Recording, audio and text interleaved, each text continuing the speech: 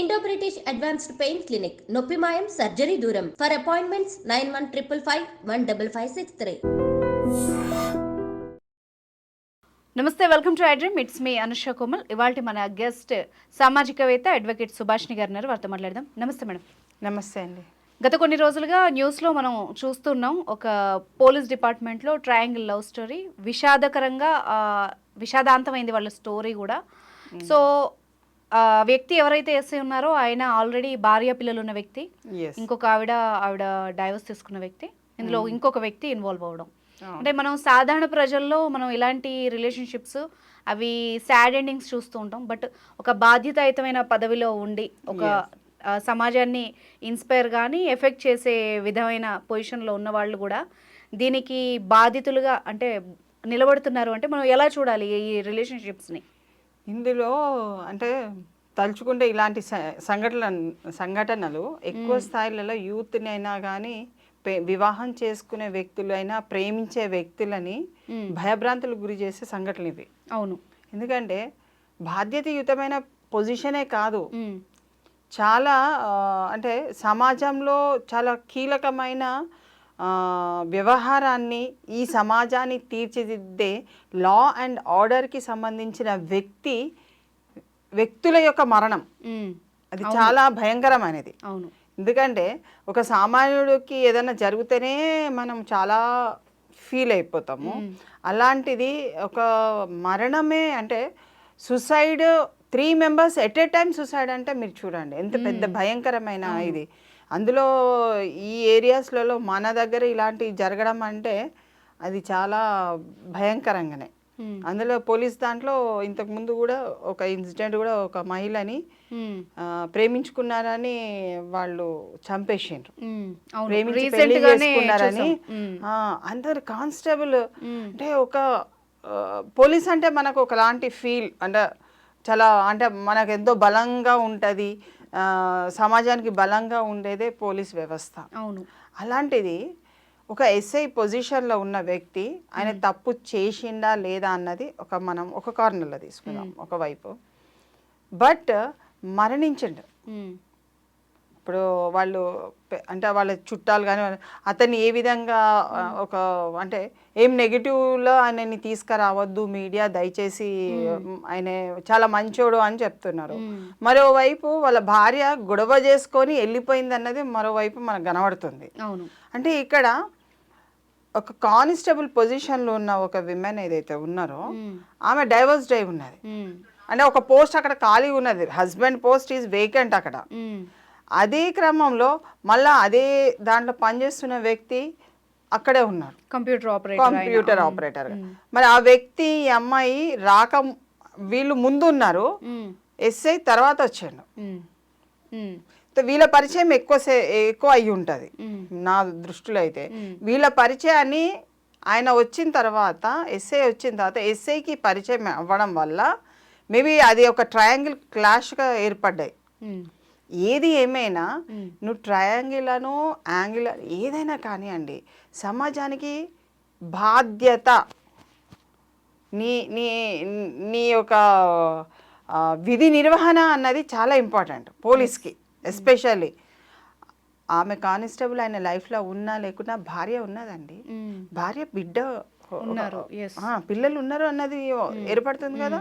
That is all. మనకు నువ్వు ఇంకొక అమ్మాయిని తో మాట్లాడడం తప్పు కాదండి, వ్యవహారాన్ని నువ్వు నీ వైపు తిప్పుకోవడమా లేకుంటే దాంట్లో ఇంటర్ఫిరెన్స్ కావాలన్నది తప్పది. ఆ వ్యక్తి తప్పు చేసిండా, ఆమెతోని రిలేషన్షిప్ ఉందా లేదా అన్నది మనం గమనించినా అతని మీదకి ఆల్రెడీ వచ్చేసింది. There is some inter related affair between 3 of them. మధ్యలో కానిస్టేబుల్ కూడా ఇప్పుడు 3 చనిపోయినారు కాబట్టి మనం ఎంత మాట్లాడుకున్నా ఏమొస్తుంది? ఈ సమాజానికి బాధ్యతాయుతమైన ఈ పౌరులు ఈ ఘటనకు పాల్పడితే ఏంటి, మనం ఏ విధంగా సమాజానికి ఒక సూచన ఏమిస్తున్నాము అంటే, నువ్వు పెళ్లి చేసుకున్నా పర్వాలేదు, భార్య పిల్లలు ఉన్నా పర్వాలేదు, ఇంకొకరిని లవ్ చేయొచ్చు, ఇంకోళ్ళని చూడొచ్చు. మరి అది కూడా ఆమె ఇంకోళ్ళతో లవ్ అఫేర్లో ఉన్న విధి విధానాలు మనకు సూచిస్తున్నాయి. సో ఇక్కడ ఏంటంటే ఎవరు ఏమైనా కానీ ఒక డిపార్ట్మెంట్కి సంబంధించిన వాళ్ళు. డిపార్ట్మెంటల్ గురించి చాలా పొగుడుకుంటూ చెప్పే విధానాలు చాలా చూసినాం మనం, చాలా పొగుడుతున్నారు కదా. ఇప్పుడు ఇలాంటి సంఘటనలు why don't you make any ఒక కౌన్సిలింగ్ ఎందుకు పెట్టకూడదు? డిపార్ట్మెంట్లోనే నువ్వు నీ డిపార్ట్మెంట్ ఉన్న వాళ్ళని నిన్ను ఒక సబ్ కమిటీ కూడా చెప్పాను నేను, ఒక కౌన్సిలర్నే నిర్వహించాలండి, ఒకరిని పెట్టేసేయాలి డిపార్ట్మెంటల్లో. ఇప్పుడు మీకు మేజర్ ప్రెస్ అడ్మినిస్ట్రేషన్స్ ఉంటాయి, ప్రెస్కి సంబంధించిన వాళ్ళు ఉంటారు. ఎవరైనా జర్నలిస్ట్కి ఏదన్నా అఘాత్యం జరిగింది, లేకుంటే డిప్రెస్డ్ అయిండ్రు, లేకుంటే స్ట్రెస్గా ఉన్నారు, they will refer to the counsellor దగ్గర నుంచి ఎస్ హీఈస్ ఓకే అని అంటే అతన్ని మళ్ళా డ్యూటీలకు they will give the remuneration అంత ఇస్తారు, వాళ్ళ మంత్లీ ఇన్కమ్ అంత ఇస్తారు. But still they will enquire with the status, what is the status of the journalist, whether he is acceptable, నార్మల్గా ఉన్నాడా. భార్యాభర్తల మధ్యన పంచాయతీ వచ్చినా they will send it. Okay, అలాంటి ఇన్స్టిట్యూషన్స్ ఉన్నాయండి మన దగ్గర. మరి నీ డిపార్ట్మెంట్ చాలా పెద్దది, అలా పంపించాలి వాళ్ళని. ఎందుకంటే ఇది నార్మల్ స్టేజ్లో డెత్ కాదండి, చాలా సీరియస్గా తీసుకోవాలి మనం. ఎస్ అంత చదువుకొని అంత పెద్ద పొజిషన్లో ఉన్న వాళ్ళే విచక్షణారహితంగా అంటే ఏం చేయాలి, ఏం చేయకూడదు, ఏం చేస్తే ఎలాంటి పరిణామాలు వస్తాయి అన్న స్పృహ లేకపోతే మామూలు జనాలకి ఎలాంటి మెసేజ్ వెళ్తుంది? ఎందుకంటే ఈ మధ్యకాలంలో మనం ఇల్లిసిట్ రిలేషన్షిప్స్ కానీ దానివల్ల వచ్చే కాన్సిక్వెన్సెస్ కానీ చాలా వరకు చూస్తున్నాం, ఫేస్ చేస్తోంది ప్రజెంట్ సొసైటీ. ఒక్కటండి దీనికి కారణాలు ఏంటంటే మనం ఏ వైపు పోతున్నామో, ఏ అగాధంలోకి మనం నెట్టివేయబడుతున్నాం అనేది మనకు తెలియట్లేదు. ఎందుకంటే this phone has created many nuisance. అవును, ఈ ఫోన్ని టెక్నాలజీని అభివృద్ధికే ఉపయోగించాలి. ఇది మన జీవితాన్ని అగాధంలో నెట్టడానికి ఉపయోగించద్దు. నీకు కొట్లాట జరుగుతుంది, నీ వైపు ఒక అంటే సంఘర్షణ లెవెల్లో అందరూ వెళ్ళిపోతున్నాము, ముగ్గురు వెళ్తున్నారు, ఒక్కరు కాదు ఇద్దరు కాదు. ఈ ఇన్సిడెంటే తీసుకుందాం, వేరే ఇన్సిడెంట్ గురించి మనం మాట్లాడద్దు. అగాధంలోకి వెళ్ళిపోతున్నారు, వ్యక్తి కారులో బయలుదేరిండు, ఇంకో వ్యక్తి బండి మీద బయలుదేరిండు, ఈమె అంతటికి ఈమె బయలుదేరిండు. అంటే there is a meet between 3 of them. అవును, ఆ 3 of them ఒక చెరువు దగ్గరికి వెళ్తారు. ఆ చెరువు దగ్గర నెట్టేసింది ఎవరు, నెట్టబడ్డ వాళ్ళు ఎవరు, మొత్తానికి ఇద్దరు ఫస్ట్ పడి ఉండాలి, నెక్స్ట్ వాళ్ళకి భయపడి వాళ్ళు చనిపోయి ఉండాలి. ఇవైతే ఎక్కువ ఇన్సిడెంట్ డిపార్ట్మెంట్లో కానీ వేరే దగ్గర కూడా ముగ్గురున్న దగ్గర ఇద్దరు చనిపోతే మూడో వ్యక్తికి ఆటోమేటిక్గా డిప్రెస్డ్ అయిపోయి వాళ్ళు కూడా సూసైడ్ అటెంప్ట్ చేస్తారు. అది ఇట్ ఈస్ అ కామన్, అది అంటే మామూలుగా నడుస్తుంది. సో ఇక్కడ వాళ్ళకు హోదా ఉంది, ముగ్గురు పోలీస్ డిపార్ట్మెంట్ వాళ్ళే, అంటే రూల్ లా అండ్ ఆర్డర్ ఉంది, రూల్ గురించి తెలిసిన వ్యక్తులే జరిగింది. సో అక్కడ ఏం చేయొచ్చు, ప్రికాషనరీ మెజరు, ఎప్పుడైతే రండి రావాలి మాట్లాడాలి అది ఇది అని సంఘర్షణ జరిగినప్పుడు they should call to others. నాకు ఇట్లా అనిపిస్తుంది, మేము మాట్లాడడానికి వెళ్తున్నాము, ఒక సజెస్టివ్ పార్ట్ అనేది థర్డ్ పర్సన్ నుంచి తీసుకోవాలి, తీసుకొని అక్కడ ఆపేసుకోవాలి, కలవద్దు, మాట్లాడద్దు. అది నిశ్శబ్దంతో ఎవరి డ్యూటీ వాళ్ళు చేసుకుంటూ కొంతకాలం వెళ్ళిన తర్వాత పరిష్కారం అంతటా అయిపోతుంది. ఇంత మరణం చెందవలసిన అంత అవసరం లేదు. ఒక తల్లి బిడ్డని వేరు చేసినట్టే, అవును, వాళ్ళని అనాథాలు చేసినట్టే. ఇప్పుడు నువ్వు కంపెన్సేషన్ కట్టాలి, ఇప్పుడు తల్లి పిల్లలకి కట్టాలి కదా, మరి డిపార్ట్మెంట్ నుంచి నువ్వు పోయి చచ్చిపోతే ఎట్లా? చాలా ప్రమాదం కదండి. మళ్ళీ ఇక్కడ ఈ అబ్బాయి కంప్యూటర్ ఆపరేటర్కి అతనికి కూడా ఒక ఇల్లు ఉంటుంటుంది కదా, అతను కూడా నష్టపోయింది కదా. మరి ఈమె ఇప్పుడు మధ్యలో ఉన్న కానిస్టేబుల్ డైవర్స్ తీసుకొని ఏం సాధించినట్టు అన్నది అక్కడ ఏం వస్తారు. There is lack of knowledge అనే కాదు, పేషెన్సీ లేదు. ఫస్ట్ ఆఫ్ ఆల్ అంత ఆతృత పడి ఇప్పటికి చచ్చిపోవాల్సినంత అవసరం ఏముంది, చంపవలసినంత అవసరం ఏముంది. But that should be deeply enquired by the department. ఇలాంటి సందేశాలు ఒక మీట్ పెట్టేసి ఇలాంటి ఏమన్నా ఇంకా ఫ్యూచర్లో ఉంటే ఇలాంటివి చెయ్యకూడదు, ఏమన్నా సింపుల్గా ప్రాబ్లమ్స్ వస్తే ఒక కౌన్సిలింగ్లో మీరు వెళ్ళండి, మీరు మాట్లాడండి, మైండ్ని సెట్ చేసుకోండి, ఇతరుల వైపు తిప్పుకోకండి. 2 నిమిషాలు ఇంకొక డ్యూటీ చేసుకుంటే ఇంత ఘోరం కూడా వచ్చేది కాదు. ఏదో పని ఉన్నదని బయటికి పరిగెత్తండి, లేకుంటే యూ గో అవుట్ సైడ్, ఒక 2 రోజులు లీవ్ పెట్టుకోండి, వెళ్ళిపోండి. Why you want to send this type of messages? నీకు ట్రయాంగిల్ కానీ ఏ లవ్ అయినా కానీ space gap should be there. వ్యక్తికి మధ్యన ఒక గ్యాప్ ఉండాలి. ఉంటే బ్రతకచ్చు. భూమి మీద నూకలు బాకీ ఉన్నదనేది మనం బ్రతకచ్చు. కానీ గ్యాప్ లేకుండా కొట్లాడుకుంటూ ఉద్రేకం అని వస్తుంది కదా, అది ఇట్ లీడ్స్ టు వాడిని చంపాలా సావాలా రెండే వస్తాయి. 2 వే ఆన్సర్స్. ఇద్దరు వాడిని చంపాలి, నేను చావాలి.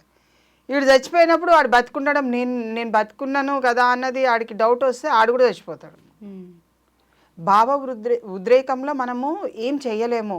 అక్కడ కొంచెం గ్యాప్ తీసుకున్నారు అనుకోండి, ఒక ఛాయ్ తాగండి, బయటికి పోయి కొంచెం సేపు మాట్లాడండి, తెలిసిన వాళ్ళకి ఒక ఫోన్ చేయండి, అన్న ఏం సంగతి బాగున్నారా అని అంటే కూడా అక్కడ సమస్య పోతుంది.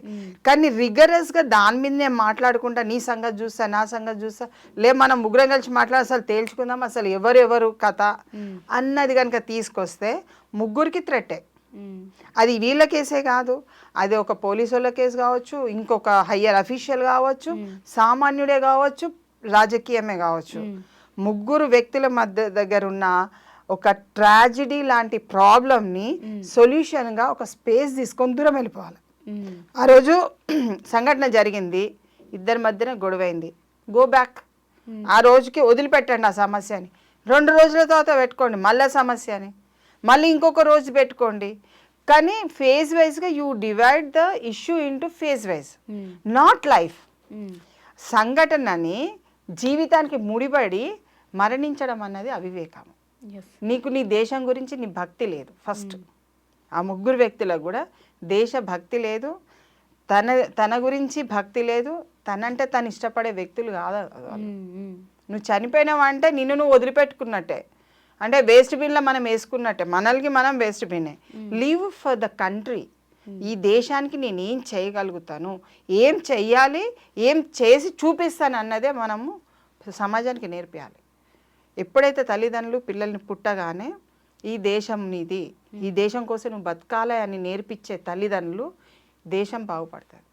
మీరు జపాన్ చూడండి, అది వాళ్ళ దేశం కోసం చేయమంటే ప్రాణాలు కూడా ఇచ్చేస్తారు. దేశమే ఇంపార్టెంట్ అండి. నువ్వు తల్లిదండ్రులు అంటే ఒక కుటుంబమే. When they grow up they give something for the country. నువ్వు 4 గంటలు వండుకున్నావు, 10 గంటలు వండుకున్నావు ఇంట్లో, ఆ దేశ పరిస్థితి నీరు గార్చినట్టే. 4 గంటలు పని చేసినావు, 10 గంటలు పని చేసినావు, you are giving something to the country. నువ్వు ఓన్ చేస్తున్నావు, నీకై నువ్వు తింటున్నావు, నీ మీద ఆధారపడలేరు. ఇప్పుడు ఈ ముగ్గురు చచ్చిపోయారు, ముగ్గురికి ఇంకెవరైనా ఆధారపడేట వాళ్ళు ఉంటే ఎంత కష్టం. అది కూడా ఇలాంటి రీజన్కి లవ్ రీజన్కి చనిపోవాల్సిన అంత కర్మ లేదండి వాళ్ళకి. అందరి సంపాదన పలురే, వాళ్ళు చాలా సంపాదిస్తున్నారు.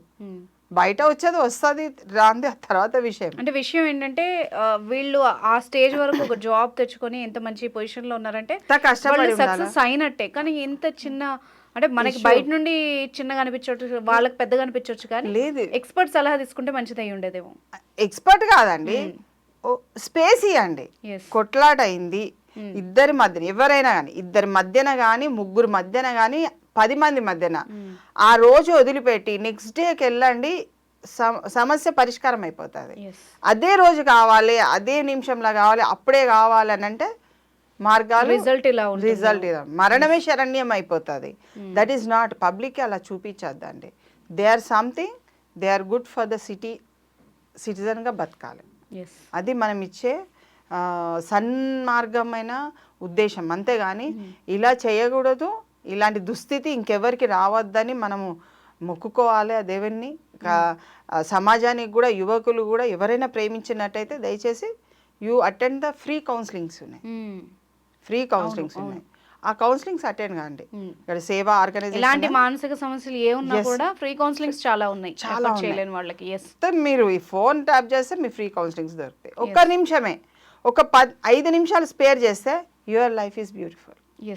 అవును, make your life beautiful, not for the suicide are death. Your parents, me parents కోసం బతకండి, దేశం కోసం బతకండి, సమాజం కోసం బతకండి. ఎంతో మంది ఉన్నారు, ఎన్నో కార్యాలు చేయాల్సింది ఉంది. అభివృద్ధియే మన దిశగా వైపు ప్రయాణించాలి తప్ప ఇలాంటి స్టేట్మెంట్స్ ఇవ్వకుండా ఉంటే ఇంకా బాగుంటుంది. Right, thank you very much ma'am.